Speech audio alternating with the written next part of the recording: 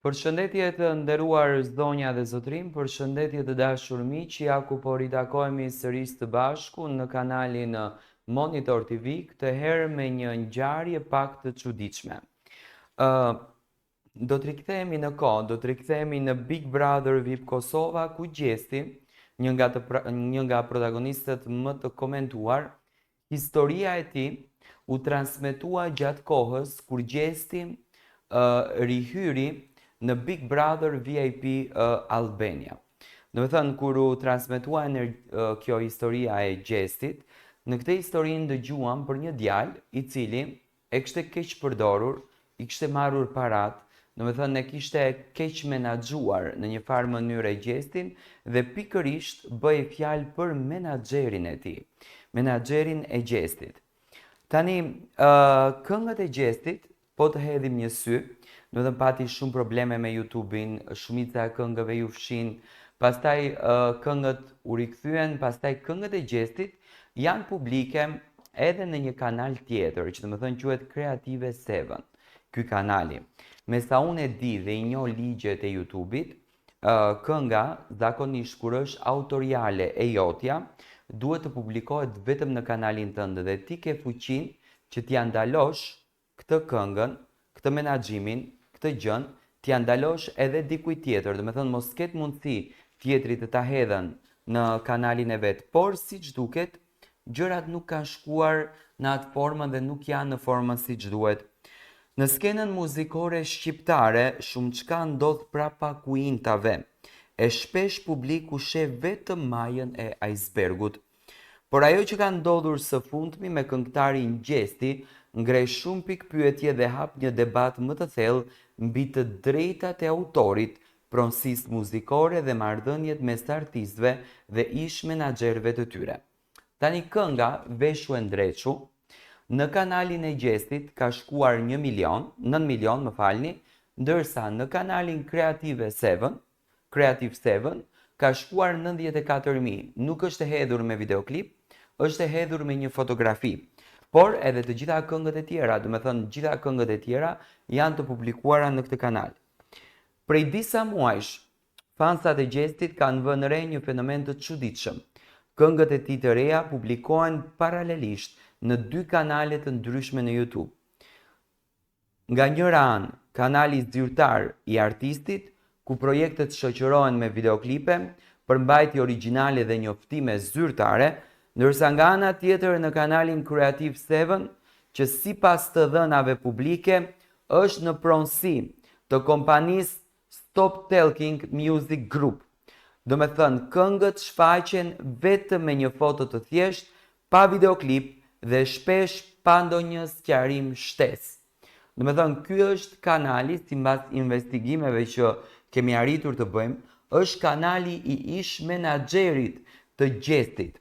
Në pamje të parë, dikush mund të mendojë se ky është një shpërndarje e rregullt e përmbajtjes në më shumë platforma për të rritur klikimet dhe arritjen, por thellimi në këtë situatë zbulon një konflikt të heshtur që përfshin marrëdhënie të tensionuara të së shkuarës, çështje ligjore të pasgjidhura dhe ndoshta një përpjekje për të ruajtur kontrollin mbi katalogun muzikor të një artisti që sot ecën në mënyrën më të pavarur.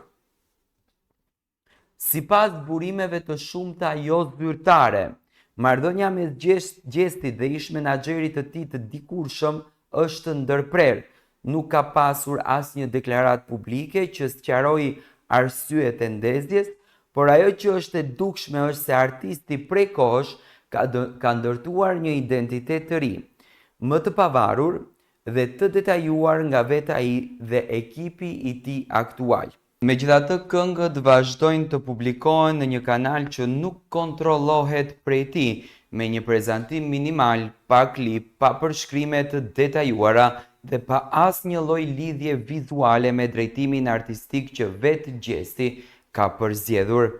Tani, ne jemi munduar që të përshkruajmë 3 skenare të mundshme përse mund të ndodhen kjo gjëja, duke e kuptuar dhe duke e ditur dhe duke njohur këtë drejtimin që zakonisht momentin që një artist bën kontratë me një shtëpi muzikore, automatikisht, do me thënë të drejtat e atij projekti i mbesin asaj shtëpie. Por, ekzistojnë dyshime të tjera që ndoshta gjesti akoma nuk është pastruar siç duhet me ish menaxherin e tij. Tani skenari i parë që ne kemi ngritur si hamendësim në këtë pikpyetje është kjo. Marrëveshjet e së kaluarës. Është e mundur që fillimet e tij gjesti të ketë nënshkruar një kontratë që jepte menaxherit ose kompanisë që e përfaqësonte në atë kohë të drejtën për të shpërndarë këngët e tij në kanale të caktuara, ndoshta për një periudhë të gjatë kohe. Nëse këto kontrata nuk janë anuluar ligjërisht ose nuk janë rinegociuar përsëri, ish partneri mund të ketë drejtë ligjore, ndonse jo morale, për të shpërndar këngët, qoftë edhe vetëm në formën e një fotoje me muzikë, ashtu siç në këtë rast bën përdoruesi i kanalit Creative 7, që këngët e gjestit, të paktën projektin e tij të fundit, nuk e ka hedhur me videoklip, por e ka hedhur me një fotografi e cila është e realizuar gjatë kohës kur gjesti xhironte këngën e tij Veshu e Ndreçu. Më pas skenari i dytë, cili mund të jetë? Mosmarrveshje në pronësinë e masterave. Në industrinë muzikore, shpesh masterat, pra regjistrimet origjinale të këngëve, mbeten pronë e shtëpisë diskografike ose menaxherit që financoi projektin.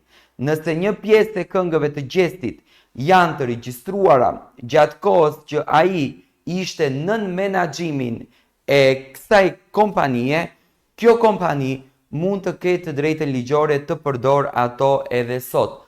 Por duke e ditur që kënga Veshu e Ndreçu erdhi në kuadër të bashkëpunimit që gjesti bëri me kompaninë 360 Music, në këtë rast Bonartin, i bie që masterat i takojnë Bonartit në këtë rast, domethënë masterizimi i këngës, i takon Bonartit si autori kësaj këngë, pasi që besoj që 360 Music është edhe kompania që ka bërë që nga masterizimi, orkestrimi, aranzhmani e gjithçka që i takon për ta sjellë këngën krejtësisht në industrinë muzikore, i takon kësaj pjese. Nuk ma merr mendja që gjesti të paktën në këngën Veshu e Ndreçu ka patur të bëjë me ish menaxherin e tij, sepse është një këngë që erdhi pas përfundimit të Big Brotherit.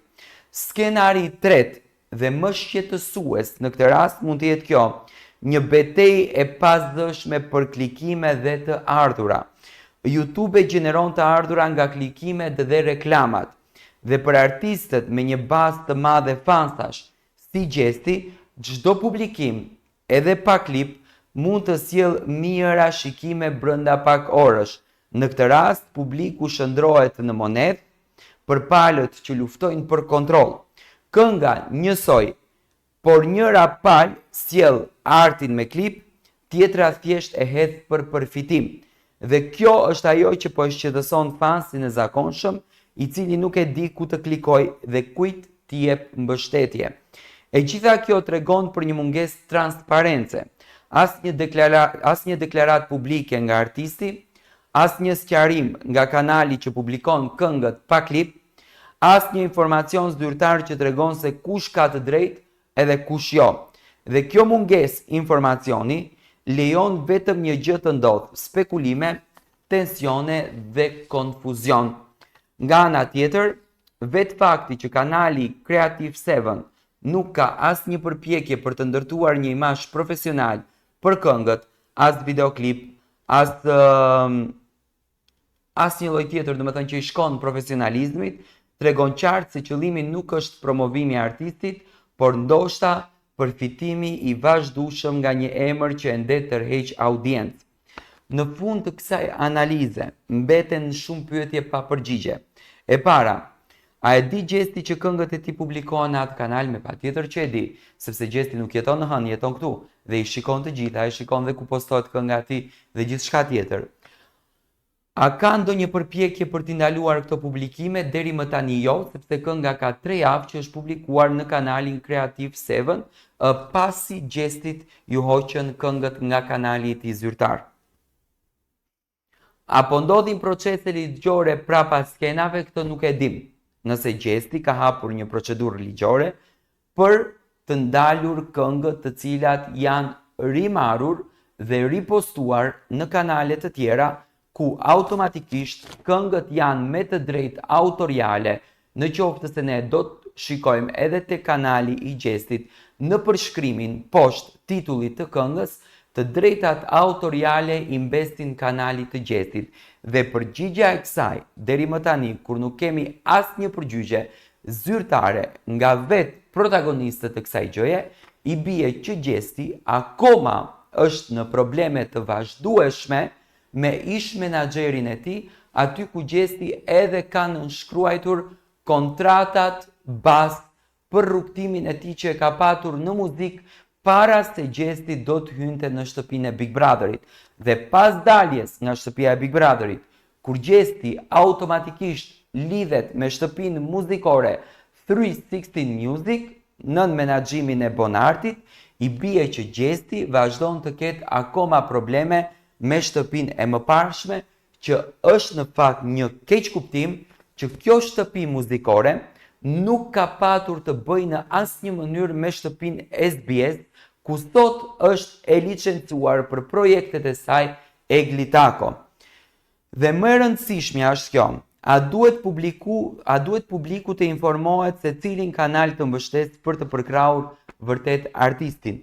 Derisa të kemi një qëndrim zyrtar, kjo situatë mbetet një konflikt i heshtur mes të kaluarës dhe të tashmes, ku arti përplaset me të drejtën dhe muzika ndan jo vetëm shikuesit, por edhe të ardhmen e një artisti të njohur.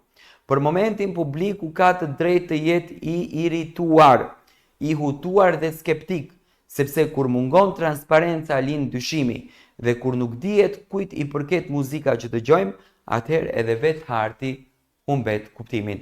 Në fakt, kjo ishte një analizë që unë personalisht kam bërë për të gjithë situatën e ndërtuar, do me thënë për këtë lëmshin e madh që është krijuar në këtë sferën, do kisha dashur të marr edhe mendimin tuaj rreth kësaj situate, dhe pse jo të kërkojmë edhe një sqarim pak më të detajuar nga vetë protagonisti Gjesti, se gjërat më të rëndësishme i ka lënë çik si shumë në hije, a realisht duhet të ketë një lloj transparence për të gjithë ato të cilët e ndjekin, e duan dhe vlerësojnë artin e tij.